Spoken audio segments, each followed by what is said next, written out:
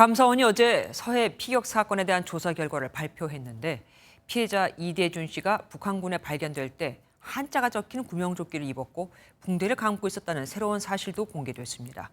실종 상태에서 타 선박의 도움을 받았다는 증거가 될 수도 있는데 당시 당국은 이런 증거는 의도적으로 제외했다고, 또한 이대준 씨가 피살된 날 밤 자료 106건을 삭제했다고도 밝혔습니다. 황재형 기자가 보도합니다. 서해 피격 사건의 피해자 이대준 씨는 지난 2020년 9월 22일 북한군에 발견됐을 당시 구명조끼를 입고 있었습니다.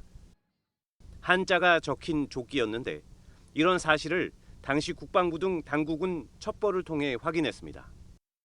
하지만 이 첩보를 사실상 무시한 당국은 이 씨가 입은 조끼를 우리나라의 구명조끼로 단정짓고 자진 월북 가능성이 있는 것으로 판단된다고 발표했습니다.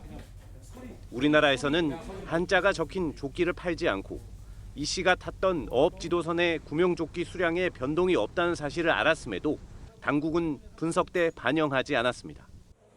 북한군에 발견됐을 때 이 씨는 팔에 붕대도 차고 있었는데 감사원은 이 같은 증거들로 볼 때 이 씨가 실종됐다가 북한군에 발견되기까지 38시간 사이 타 선박에 타거나 혹은 접촉했을 수 있다고 보고 있습니다.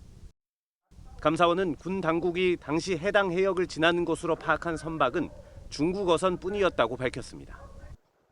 이 씨가 실종된 뒤 중국 어선의 도움을 받았다는 증거가 될 수 있는 부분이어서 첩보 은폐 논란은 확산될 것으로 예상됩니다.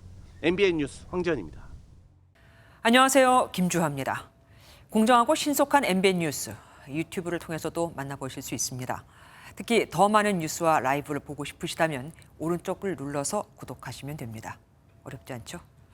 빠르고 정확한 뉴스로 계속 찾아뵙겠습니다. MBN 뉴스를 시청해 주신 여러분 고맙습니다.